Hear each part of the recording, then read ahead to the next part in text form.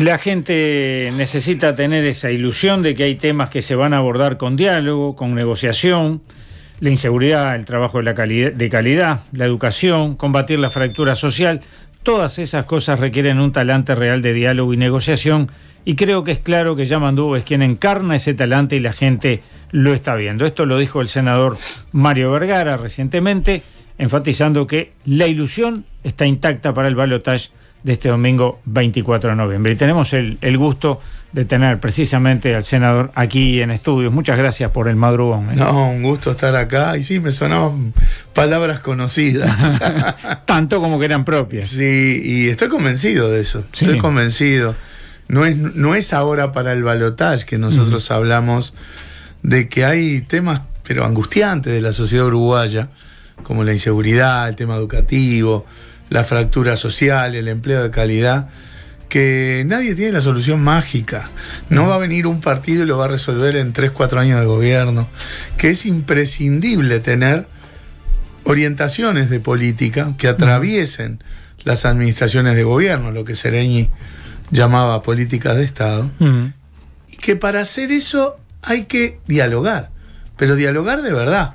Negociar, dialogar, partimos de puntos lejanos en algunos temas y sin embargo hay que llegar a algunos acuerdos, porque a los bandazos de política estas cosas no se resuelven, y el diálogo es escuchar, el diálogo es ceder cosas, porque el gobierno ha dicho que no, acá las grandes leyes, la LUC, la seguridad social y demás, ha habido diálogo porque desfilaron delegaciones en el Parlamento. En realidad, en cualquiera de las dos cosas, el 95% de las delegaciones que circularon por el Parlamento estaban en contra.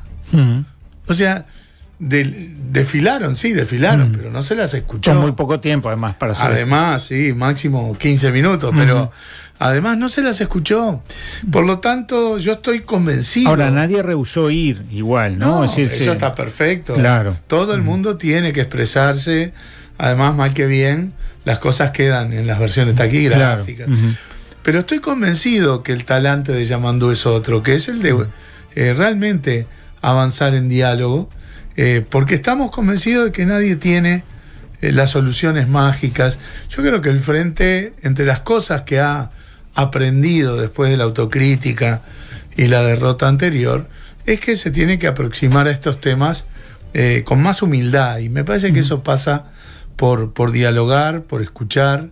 Lo ha hecho, y creo que Yamandú es la persona para conducir un diálogo real que nos permita llegar a algún tipo de acuerdo. Hay una duda que puede quedar en la audiencia, o tal vez me estoy proyectando simplemente en mis dudas, y es cuando uno habla de políticas de Estado, que se habla frecuentemente, sobre todo en campañas electorales, ¿cómo se logran o cómo se lograrían campañas de Estado cuando hay sectores políticos o partidos políticos que notoriamente ponen un énfasis en políticas sociales, y hay otros que caricaturizando hablan de malla oro? Porque que haya política de Estado no quiere decir que haya que generar políticas de Estado en todo. Es en algunos temas cruciales que requieren un plazo mayor y que están en el centro de por ejemplo, la continuidad en la estabilidad macroeconómica es una política de Estado. Ahora, ¿eso quiere decir que estamos de acuerdo con la política económica en general? No. Quiere decir que hay ciertos aspectos de la política económica de estabilidad que es la base para cualquiera que gane pueda desarrollar sus políticas. Después tenemos enormes diferencias en la implementación de toda la otra parte de las políticas económicas, por ejemplo. En un montón de aspectos. No hay que ponerse de acuerdo en el sentido de que se expresen las posturas diversas, y no necesariamente vas a buscar políticas de Estado en todo, pero ni por asomo. Pero hay 3-4 cosas cruciales que requieren política de Estado. Y vuelvo a decir, no es que pensemos parecido, porque si pensáramos parecido no precisamos negociar. No precisamos elecciones. Claro, no, y no precisás acordar si ya estamos de acuerdo a priori. Claro. Es que partís de puntos distantes. En seguridad, por ejemplo, claro que tenemos visiones bien diferentes. Ahora, si no ordenamos un poco... ¿El Frente tiene una visión romántica, como se dice? No creo. Pero tampoco tiene una visión en donde el centro de todo es la represión. Que hay que reprimir donde hay que reprimir, por supuesto. Pero también hay que prevenir el delito, también hay que investigar, también hay que rehabilitar, hay que reinsertar socialmente, hay que combatir el gran narcotráfico y hay que combatir el lavado de dinero, en fin, toda una gama de cosas que tienen que ser el objeto del diálogo de una política de Estado en esa materia. Lo mismo en el tema educativo. Ya está, ya probamos, fuimos para allá, fuimos para acá, gana uno, va para un lado, gana otro, va para el otro, y vuelve a ganar uno y volvemos así a los bandazos. Hay temas que no se resuelven. Vuelvo a decir, políticas de Estado en algunas cosas. Ese era el sentido de lo que le daba Sereñi, ¿no era? En política exterior. Y bueno, hay una tónica general de cómo Uruguay se inserta en el mundo en cuanto a ciertos principios. Pero hay diferencias con respecto al Mercosur. Hay diferencias tácticas, hay diferencias, claro, sí. Por eso una política de Estado no quiere decir unanimidad, ni quiere decir que estés de acuerdo en todo. Quiere decir que hay ciertos lineamientos, ciertas orientaciones que perduren, gane quien gane. En estos temas, ¿quién tiene la solución mágica en la mano? Nadie. Y bueno, todos tenemos que aproximarnos con humildad al tema seguridad, al tema educación, al tema fractura social, porque no se va a resolver en 3-4 años. ¿Y qué pasa con ese diálogo con las organizaciones sociales y sindicatos? Porque cuando hablamos de diálogo incorporamos no solo el diálogo en el sistema político, sino con toda la sociedad y con las organizaciones representativas de la sociedad. No se puede hablar de un acuerdo en educación de espaldas a la comunidad educativa, de espaldas a los docentes, de espaldas a los padres, las madres, de ninguna manera. No se puede hablar de acuerdos vinculados a la seguridad sin incorporar a la enorme cantidad de organizaciones de la sociedad civil que trabajan en prevención de delito, en ayuda social para que los chiquilines no caigan en la droga, aquellos que trabajan en la rehabilitación de liberados, en fin, ni que hablar que cuando hablamos de diálogo incorporamos la perspectiva de un diálogo nacional que no es solo del sistema político, sino que involucra a los actores relevantes de la sociedad en cada tema. Desde el punto de vista de la economía, tú mencionabas la macroeconomía, ¿se puede orejear cómo va a recibir el próximo gobierno el país? Sí, se puede. Desde el punto de vista fiscal y financiero, mal. Si tú te acuerdas, levemente peor que en 2019, cuando ellos decían que esto era una catástrofe, que estaban las luces rojas, decía la ministra Roeleche. El déficit fiscal hoy es un poco peor que el de el 2019, con un nivel de deuda pública 10 puntos mayor.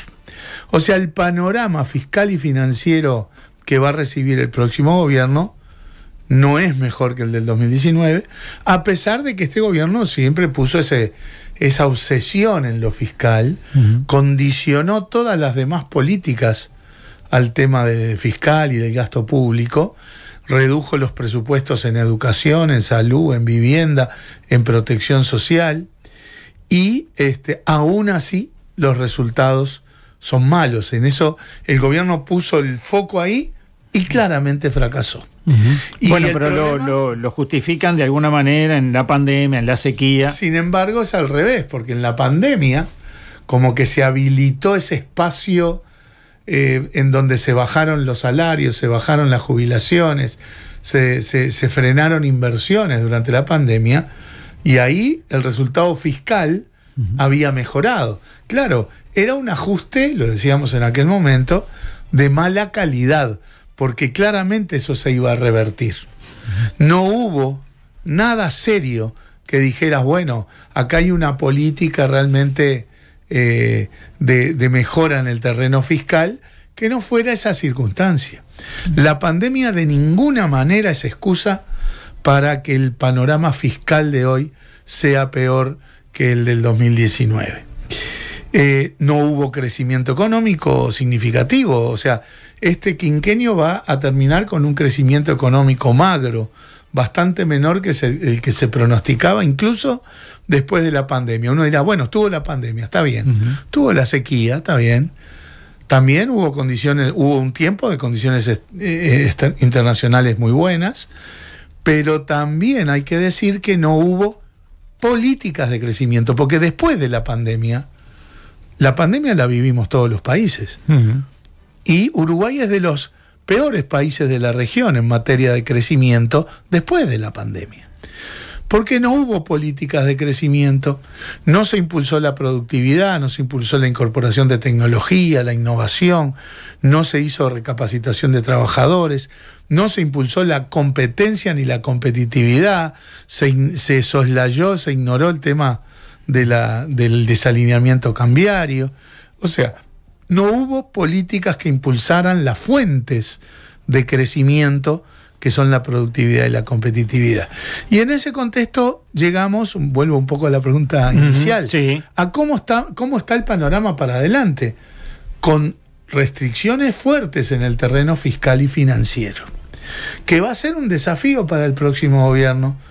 El Frente gana el gobierno el domingo, se va a parar de cara, obviamente, a los 5 años que van a ser mejores que estos mejores 5 años de nuestras vidas, y lo que va a decir es, bueno, hay una restricción financiera, fiscal, que es notoria, pero hay demandas genuinas de recomponer el presupuesto educativo, de recomponer el presupuesto de salud, de vivienda, de políticas sociales, de volcar presupuesto para seguridad, para combatir la pobreza infantil, para los cuidados.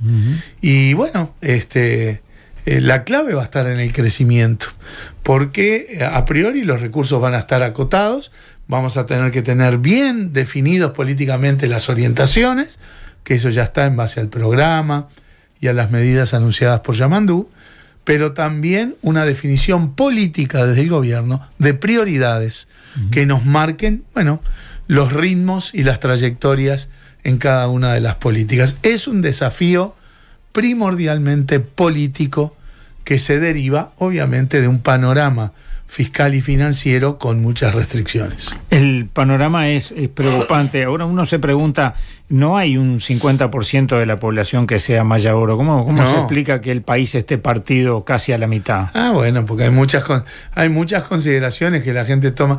Claramente hay toda una tendencia estructural, en donde hasta las reglas electorales impactan, porque el balotaje te lleva a la definición electoral en el centro del electorado, con lo cual eso, pero claramente uno tiene niveles de fidelidad. ¿Habría que rever la ley? No, o sea, se pueden rever cosas, ¿no? Por ejemplo, yo creo que... Pero el hecho de que un candidato tenga tanto más... Eso. O sea, yo creo que el balotaje, yo soy partidario del balotaje, pero creo que si alguien tiene el 40 y pico % y le saca más de 10 puntos al segundo, eso ya debería liquidarse, como pasa en otras partes del mundo. Pero al margen de eso, que yo creo que eso sí se puede revisar, hay niveles de fidelidad política en el Uruguay que son históricos, ¿no? Es como que uno tiene, 40 para allá y 40 para acá, muy difíciles de mover. Pase lo que pase, haga lo que haga. Y bueno, acá la audiencia se ha estado manifestando frecuentemente con respecto al tema de la seguridad social, la SAFAP.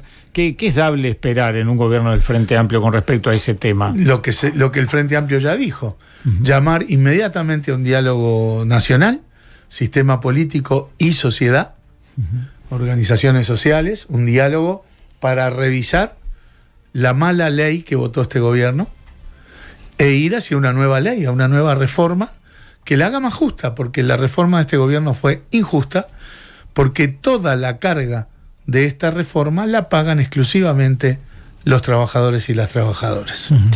Y tenemos que ir a una nueva discusión que yo creo que tiene que, entre comillas, liquidarse en el primer año de gobierno, hacia una nueva ley de seguridad social que respete lo que plantea el programa del Frente Amplio, un sistema de seguridad social más solidario, más justo, donde tome en cuenta las tendencias actuales en el mundo del trabajo, donde garantice derechos, donde tenga en principio 3 pilares, uno solidario, uno de reparto y uno de capitalización.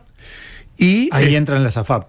Bueno, ahí entra que si hay capitalización, ahí lo que entra, sí, o sea, entra que alguien administre las cuentas individuales. En el Uruguay eso son las AFAP. Pero habría que cambiar la reglamentación en ese sentido de las AFAP, digo, cómo se manejan con los dineros. No, la parte regulatoria, yo creo que en ese sentido hay restricciones claras de qué cosas pueden hacer y qué cosas no las AFAP con la plata de los trabajadores. Y creo que en ese sentido se cumple, digamos. Uno tiene que seguir trabajando para reducir el lucro, para que las comisiones de las AFAP sean menores, para que el pago del seguro, que a veces queda escondido ese tema, ¿no? Claro. Pero que es más caro que la comisión. Bueno, ver cómo se hacen las cosas más razonables. Yo creo que ahí hay cuestiones para mejorar. Como se mejoró en los 15 años de gobierno del Frente, en donde las comisiones de las AFAP se redujeron significativamente. Ahora, ¿qué pasa con las paraestatales? Y también hay que revisar, porque, a ver, en este caso hubo una reforma en la caja bancaria que aparentemente ordenó la casa por un tiempo, en el contexto en donde los parámetros de todas las cajas van a ir convergiendo a un sistema común en 15 o 20 años. En eso lo vemos con buenos ojos. Pero obviamente hay que volver a revisar el tema de la caja militar, hay que ver el tema de la caja profesional, que está realmente en problemas importantes. Esto va a tener que ser parte de este diálogo del que hablamos, de la revisión del sistema de seguridad social. En un momento dijo, el domingo gana el Frente Amplio. ¿Gana el Frente Amplio? Yo creo que, espero que sí en primer lugar, y creo que sí, porque entiendo que es una elección reñida. Nosotros lo decíamos antes de la elección nacional, ¿no? Porque, claro, a veces en el énfasis y cuando uno está en plena militancia tenés como muchos compañeros con mucha adrenalina y que de repente dicen, ganamos primera vuelta. Nosotros siempre tuvimos el planteo de que el Frente está mejor parado, pero que era una elección reñida que no estaba definida, pero que le íbamos a ganar a base del trabajo que hacemos los Frente Amplistas, en la militancia, en el diálogo con la gente. Y que el Frente mejor parado significa que aún en una instancia pareja hay un favoritismo. Y creo que los sondeos de estos últimos días confirman que la elección es pareja, pero que hay un favoritismo a favor de la fórmula del Frente, que se ve primero en que, más allá de que las diferencias son chicas, todas las encuestas, todas dan a Yamandú ganando. Y que además lo que uno ve todos los días es que referentes chicos, grandes, medianos de otras tiendas políticas se vuelcan a la candidatura de Yamandú. Claro. Y no se ve a nadie volcándose desde el lado del Frente Amplio a la candidatura, obviamente, de Delgado. Así que yo soy optimista de que vamos a tener una victoria este domingo. Tendríamos más temas para charlar, pero sabemos que está premiado por los tiempos y otras. Y es el último día hoy. Y es el último día, la agenda es intensa. Así que muchas gracias por haber acompañado a la audiencia de Info24 esta mañana y éxitos. El agradecido soy yo y a las órdenes como siempre. Y gracias a Marcio también.